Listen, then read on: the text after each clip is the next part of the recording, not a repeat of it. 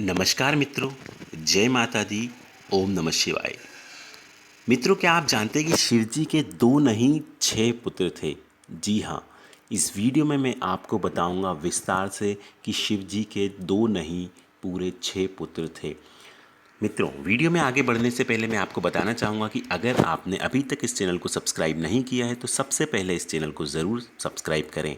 Subscribe button के आगे आपको एक बेल आइकन ज़रूर दिखेगा, उसको ज़रूर दबाएं, उसको ज़रूर प्रेस करें, जिससे कि लेटेस्ट नोटिफिकेशन, लेटेस्ट अपडेट्स आप तक आ सके।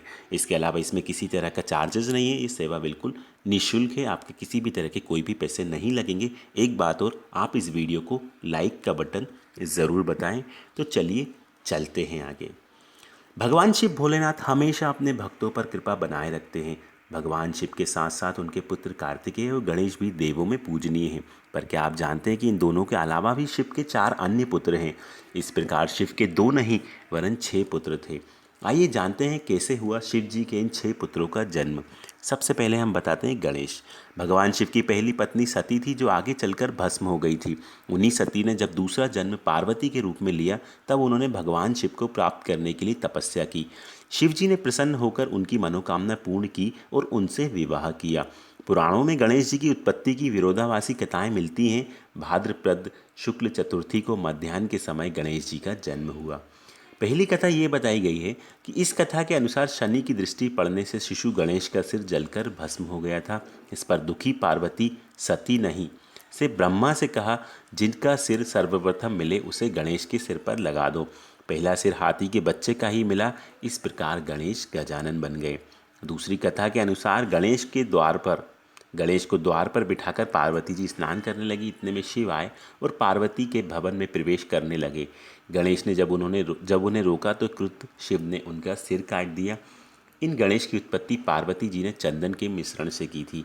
तब पार्वती जी ने देखा कि उनके बेटे का सिर काट दिया गया है, तो वो क्रोधित हो उठी। उनके क्रोध को शांत करने के लिए भगवान शिव ने एक हाथी के बच्चे का सिर गणेश जी के सिर पर लगा दिया और वह जी उठे। दूसरे पुत्र थे उनके कार्तिकेय। शिव के दूसरे पुत्र कार्तिकेय को सुब्रमण्यम, मुरुगन और स्कंद भी कहा जाता है। उनके जन्म की कथा भी बड़ी विचित्र है। कार्तिकेय की पूजा मुख्यतः दक्षिण भारत में होती है। अरब यजीदी जाति के लोग भी इन्हें पूजते हैं। ये उनके प्रमुख देवता हैं। उत्तरी ध्रुव के निकटवर्ती प्रदेश उत्तर कुरु के क्षेत्र विशेष में ही इन्होंने स्कंद नाम से शासन किया था। इनके नाम पर ही स्कंद पुराण है। मैं इनकी कथा बताता हूँ कि कार्तिकेय के जन्म लेने की कथा क्या है। जब पिता दक्ष के यज्ञ में भगवान शिव की पत्नी सती कूदकर भस्म हो गई थी, तब शिव जी विलाप करते हुए गहरी तपस्या में लीन हो गए। उनके ऐसा करने से सृष्टि शक्तिहीन हो गई। इस मौके का फायदा दैत्य उठाकर धरती पर तारकासुर नामक दैत्य का चारों ओर आतंक फैल गया।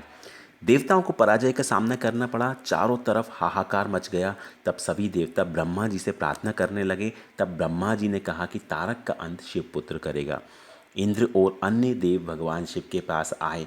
तब भगवान शंकर पार्वती के प्रति अपने अनुराग की परीक्षा लेते हैं और पार्वती की तपस्या से प्रसन्न होते हैं।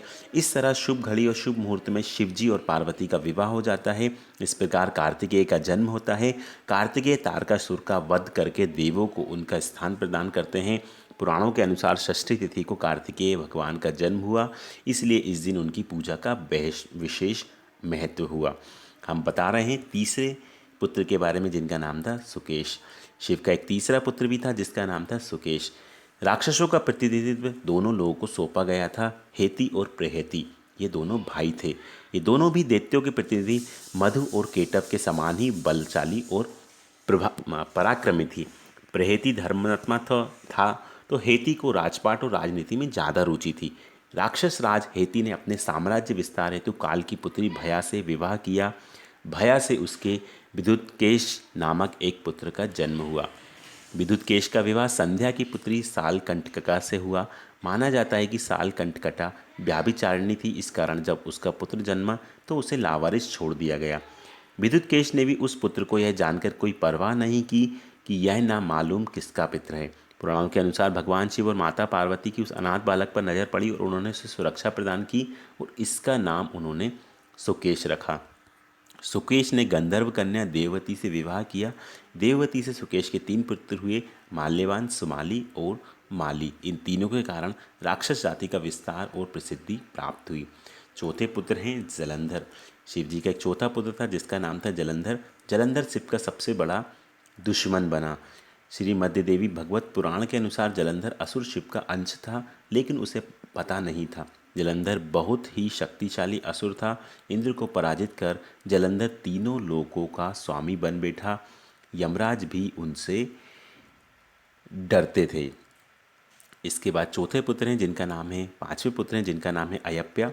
भगवान अयप्या के पिता शिव और माता मोहिनी हैं। विष्णु का मोहिनी रूप देख भगवान शिव का हो गया था। उनके वीर को पारद कहा गया और उनके वीर से ही बाद में सत्सव नामक पुत्र का जन्म हुआ, जिन्हें दक्षिण भारत में अयप्या कहा गया। शिव और विष्णु से उत्पन्न होने के कारण उनको हरिहर पुत्र कहा जाता है। भारतीय राज्य केरल में शबरीमलई में अयप्पा स्वामी का मंदिर प्रसिद्ध है, जहाँ विश्व भर से लोग शिव के इस पुत्र के मंदिर में दर्शन करने के लिए आते हैं। इस मंदिर के पास मकर संक्रांति की रात घने अंधेरे में रह रहकर एक ज्योति दिखती है। इस ज्योति के दर्शन के लिए दुनिया भर से करोड़ों श्रद्धालु हर साल आते हैं। छठवें पुत्र जिनका नाम था भूमा। एक समय जब कैलाश पर्वत पर भगवान शिव समाधि में ध्यान लगाए बैठे थे, उस समय उनके ललाट से 3 पसीने की बूंदें पृथ्वी पर गिरी।